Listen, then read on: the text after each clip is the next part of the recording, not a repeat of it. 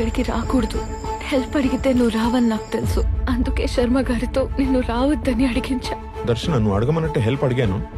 నాకు తెలిసి వాడు రేపు రాడు. థ్యాంక్ యూ శర్మ గారు. క్లారిఫికేషన్ కోసమే నీకు పదే పదే కాల్ చేశాను. ప్లాన్ ప్రకారమే గన్ తీసుకుని ప్రాంక్ చేయడానికి శర్మ గారింటికి వచ్చాను. ఏంటండి ఈ డెకరేషన్? It's so nice. నా హ్యాపీ బర్త్డే కదా. A very happy birthday to you. Thank you. Start చేద్దామా? Yes. ఓకే.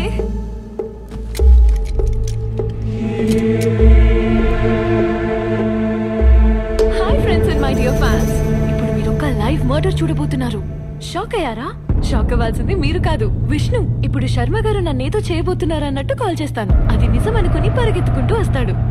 కాదని తెలిసే వరకు అతని రియాక్షన్స్ చూసి ఎంజాయ్ చేయండి. ఓకే, శర్మ గారు రెడీ?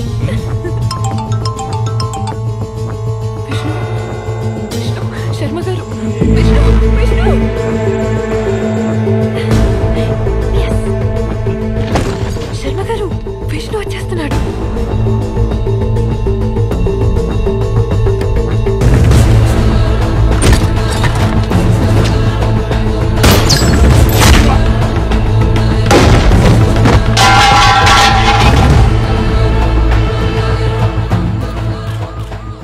ఫూల్ చేద్దామని ప్లాన్ చేశాను. నేను తీసుకొచ్చింది డమ్మీ గన్నే, కాల్చింది డమ్మీగానే. లాస్ట్ ఎలా జరిగిందో అర్థం కావట్లేదు.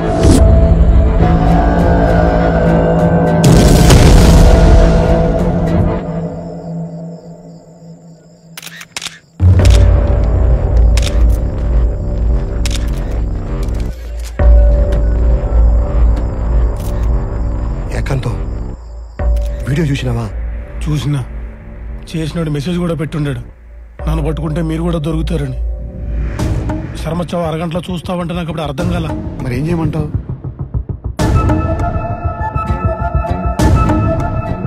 దీన్నే నిజం చేయండి. ఎట్టి పరిస్థితుల్లో ఎంక్వైరీ ఉండకూడదు. ఇమ్మీడియట్ గా కేసు క్లోజ్ అయిపోవాలి. సరే బా.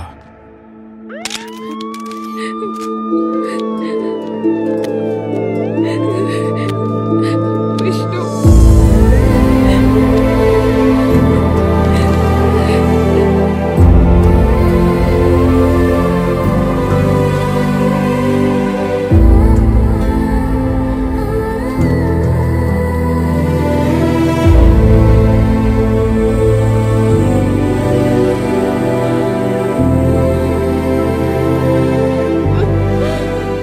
సాక్ష్యాధారాలన్నీ పరిశీలించిన తర్వాత ముద్దాయి దర్శన ఉద్దేశపూర్వకంగా చంపకపోయినా శర్మ చావుకి తనే కారణమని కోర్టు నమ్ముతోంది.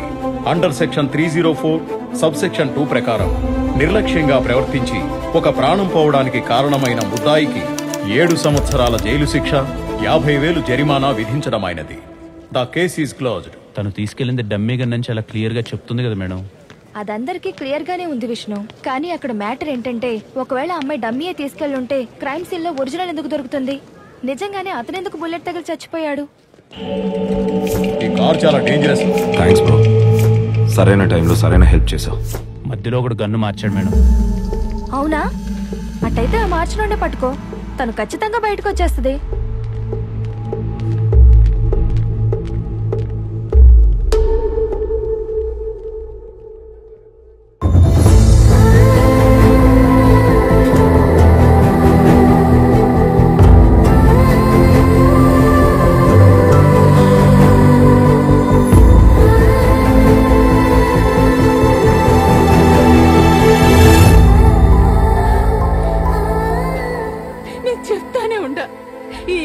యూట్యూబ్ ఎందుకని నా మాట విన్నావా? నీ ఒక్కదాని వల్ల మేమంతా తలదించుకోవాల్సి వచ్చింది.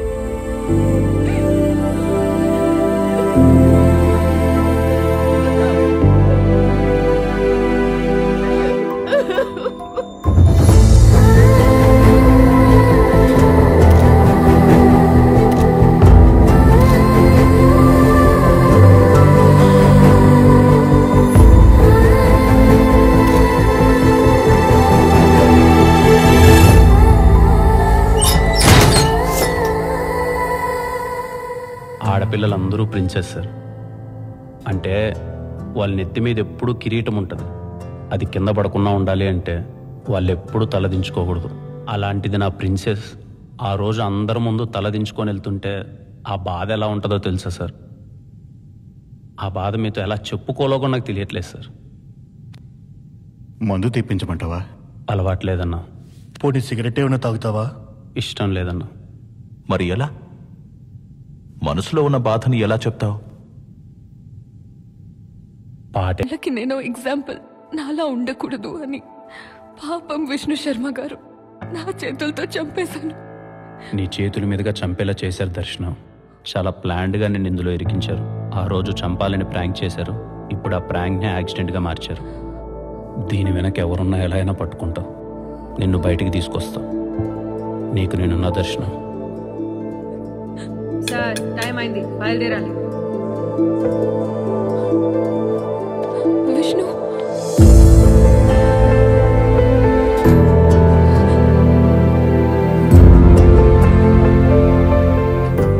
చెయ్యి.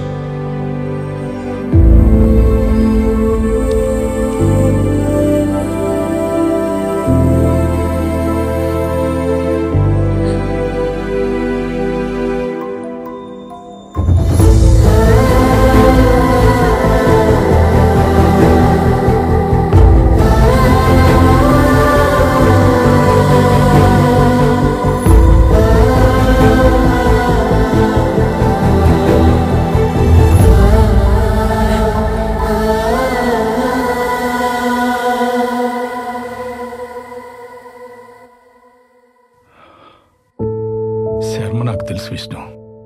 కామన్ ఫ్రెండ్ ద్వారా పరిచయం. తొందరగానే క్లోజ్ అయ్యాం. కలిసి బిజినెస్ కూడా స్టార్ట్ చేశాం.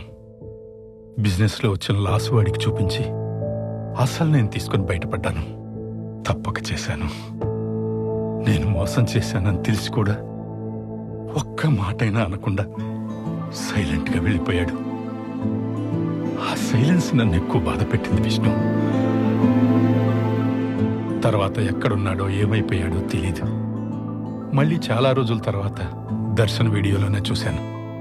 పాపం విష్ణు శర్మ నా చేతిలో మోసపోయాడు. నా కూతురు చేతిలో చనిపోయాడు. ఎన్నిసార్లు చెప్పినా అర్థం కావట్లేదా మీకు? ఆ మనిషి, కారు డీటెయిల్స్ ఫేక్ అనే నమ్మరు. అయినా కేసు కూడా క్లోజ్ అయిపోయి ఉండదు. కొన్ని కేసులు అంటే అబ్బా డెడ్ ఎండ్కి వచ్చి ఆగిపోతాయి. పోయి పని చూసుకోండి. సార్ మీరు అలా అనకూడదు. పోతావా పోవా?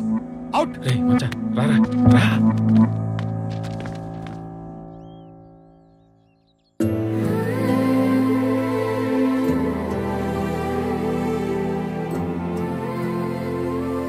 వాళ్ళందరికీ ఆ కిల్లర్ ఫోటో, కార్ డీటెయిల్స్ ఇచ్చి ఎతకమన్నా మచ్చా.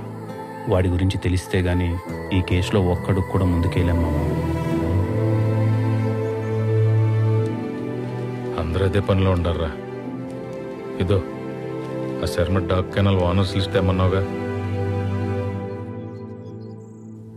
ఆయన కుక్కలతోనే ఇబ్బంది గాని మాకైంత ఎట్లాంటి ప్రాబ్లం లేదండి. శర్మన్న చాలా మంచోడు. ఆయనకిట్టు జరగడం మాకు చాలా బాధగా ఉండదు.